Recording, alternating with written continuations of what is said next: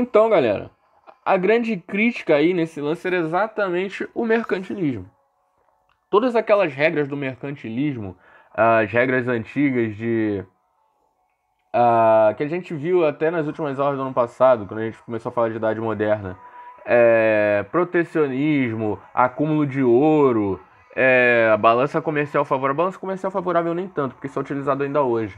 Mas a intervenção do Estado, tudo isso eram princípios defendidos pelo mercantilismo. E o liberalismo ele vem criticando esse negócio todo. Beleza? Essas críticas elas vêm principalmente pelos pensadores. A gente falou na aula passada do Adam Smith, falando de iluminismo, e a gente fala dele aqui mais uma vez. O Adam Smith, através da obra A Riqueza das Nações, ele vai fazer muitas críticas a esse sistema econômico. A maior parte dos princípios que existem do liberalismo e do capitalismo vem das ideias do Adam Smith. O Adam Smith ele defendia que um país ele não enriquece por acumular ouro e prata. Um país ele vai enriquecer com trabalho e geração de riquezas a partir desse trabalho. É assim que um país enriquece. Ele também defendia que o governo ele não tem que interferir na economia. A própria economia ela consegue se autorregular utilizando aquelas leis que a gente viu ainda há pouco. Beleza? Então Adam Smith ele era contra essa intromissão do Estado na economia do país. Um outro pensador importante também do liberalismo era um tal de David Ricardo. David Richard, na verdade, era o nome, só que nos livros de história você sempre encontra dessa forma, David Ricardo. Ele era um cara que defendia o liberalismo, mas ele tinha uma visão um pouquinho socialista, vamos dizer assim. Embora o socialismo não existisse nessa época. O socialismo ele só vai aparecer no século XIX, com Karl Marx. Mas ele já defendia uma ideia que era semelhante ao que seria o socialismo, que era a distribuição da renda.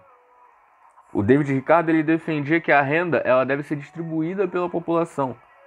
É lógico que ele não, quando ele fala essa distribuição, ele não fala de o governo ganhar dinheiro e dar dinheiro para o povo. Não era isso. Era que as pessoas tivessem condições de praticar o comércio e de ter uma boa vida financeira e a partir disso você ter um equilíbrio nessa economia. Esse equilíbrio, essa estabilização, ela viria através de 3 fatores: o salário, o lucro e a renda.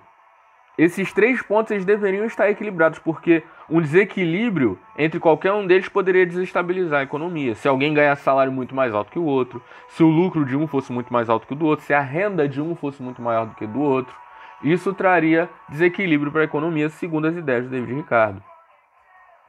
E um outro pensador também foi o John Stuart. O John Stuart Mill ele vai também um pouco por essa vertente aí de distribuição, ele vai criar um princípio que a gente vai chamar de laissez-faire, laissez-passer. Acho que eu falei certo, isso é francês, eu não falo francês. O que isso significa? Uma tradução livre desses termos seria deixe passar, deixe fazer. Como assim?